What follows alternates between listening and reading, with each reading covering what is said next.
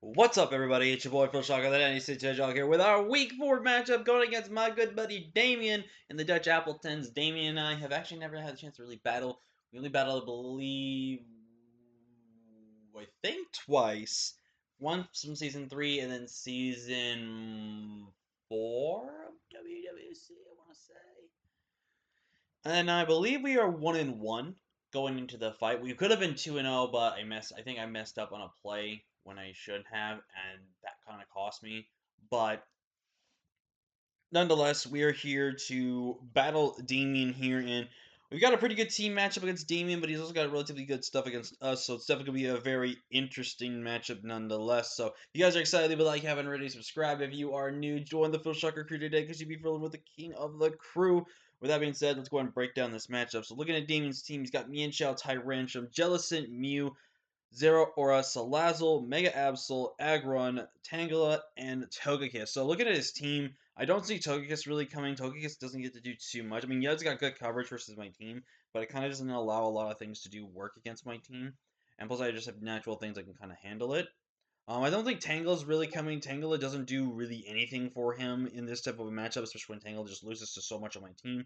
Aggron could maybe have a small chance to come, but it definitely would be maybe like Focus Sash, Tapu Berry, Shook Berry, type of stuff like that. But I definitely think Ingram's terrible. Like, give him a Stealth Rocker if he really wants to bring it.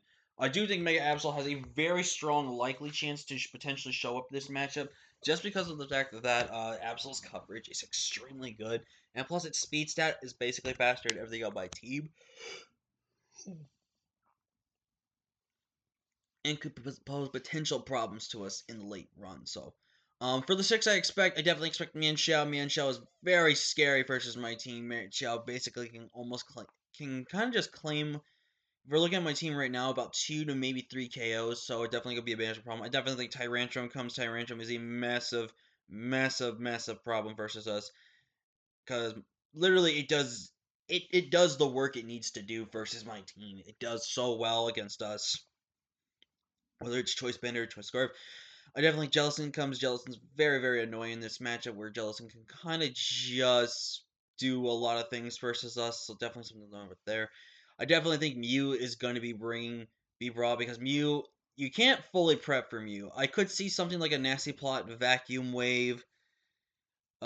Plot Vacuum Wave, Psychic slash Dazzling Gleam, and then something like Flamethrower or Fire Blast to hit the Celesteela. So I can kind of see what kind of set he wants to bring versus me, but again, it could maybe change up if it wants to be maybe Giant Specs or something like that.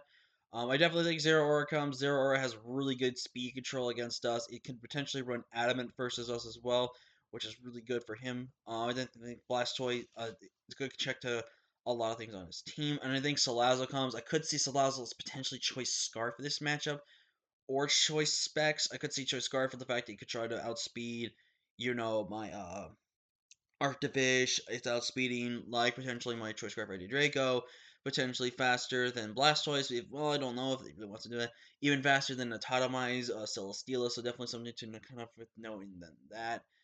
So, definitely some big threats that he's got in that type of regard. Ugh, excuse me. So, looking at our six that we're going to be bringing, let's go ahead and break it down. I'm bringing Blastoise. Literally, Blastoise has no reason not to come. Blastoise just defeats everything.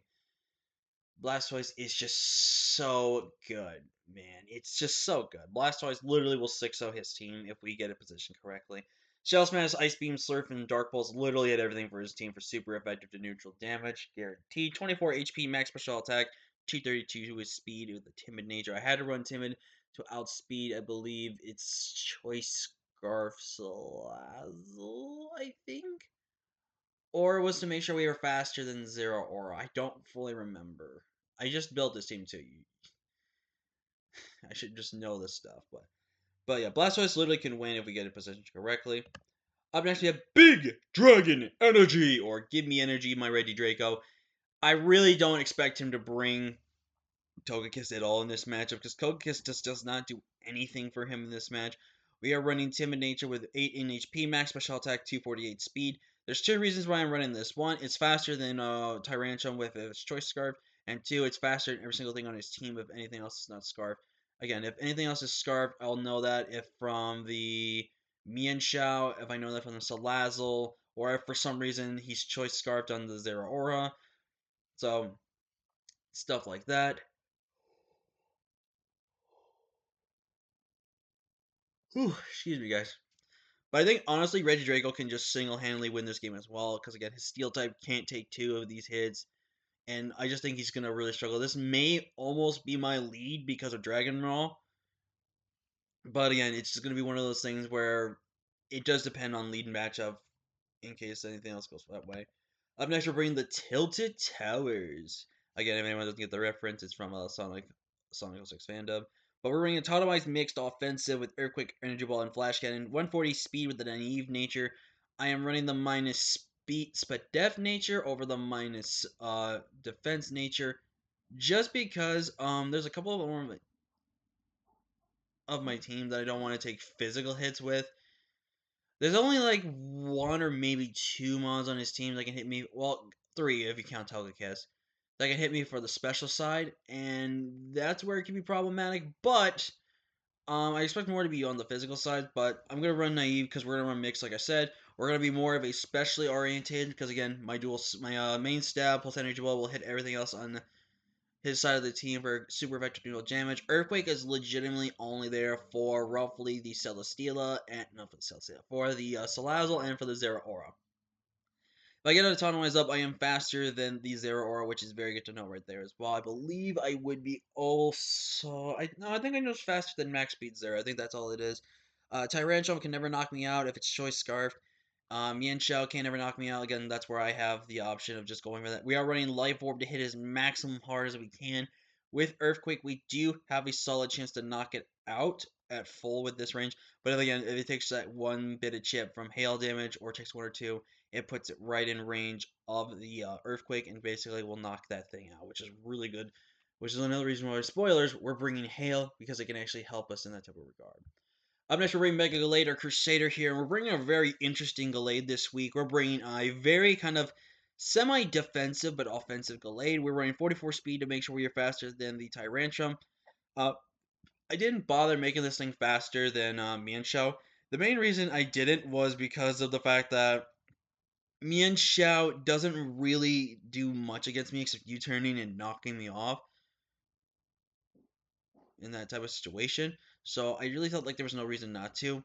We are running bulk up, drain punch, and headbutt knockoff. My dual stab, like that's the thing with Gallade that makes Gallade such a fantastically good mega, is that it doesn't really need its coverage. It just really needs dual stab. Like dual stab is just so good versus our team versus his team, which is super good. We are running knockoff to just remove items, which is gonna be really important for that. Oh, excuse me. But I definitely think Gallade can honestly be able to win this match. Knockoff is there most likely for Jellicent, and then hopefully we can Zen Headbutt. But what's really important right here is why we're running a lot of HP and defense investment with Bulk Up. Basically, with this, I can take hits from Tyrantrum, which is really good. I take hits from I can take hits from Zera Aura, that's really good. I can even take hits from Mega Absol relatively fine as well. That's why we're running the Bulk Up set. We're at 162 HP, 100 attack with Adamant Nature, 116 defense, 176 for def just for that bulk. So we're primarily a little more of a physically defensive Mega Gallade, but we're just still very offensive nonetheless as well. So I definitely think Gallade could put in a lot of work for the team if we get that thing rolling for us. Up next, we're bringing Aurora here with the Icy Rock, because I really like the matchup for Hail this game. Now, Aurora is is kind of in a problematic position here for what it's doing and everything like that. But I think Aurora can really do a lot of work. We're in Freeze Dry, Earth Power, Blizzard, Aurora Veil. Aurora Veil is really nice to basically get some potential setup and end.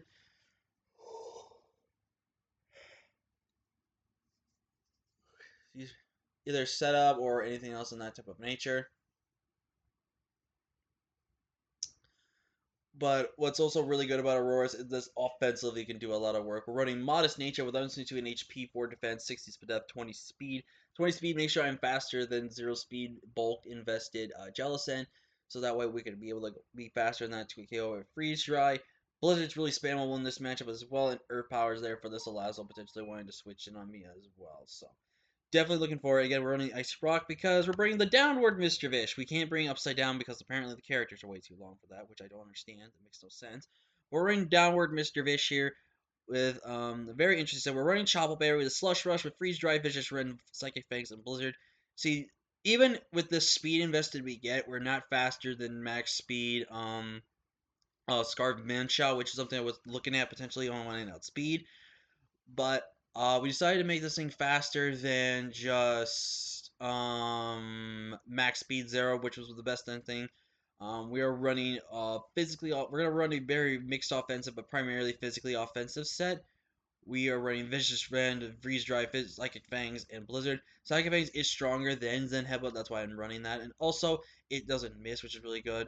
Blizzard's really good because it's spammable in this matchup as well. And then, like I said, Vicious Rend is pretty much be able to just knock out anything and everything on a team because of stab and everything like that.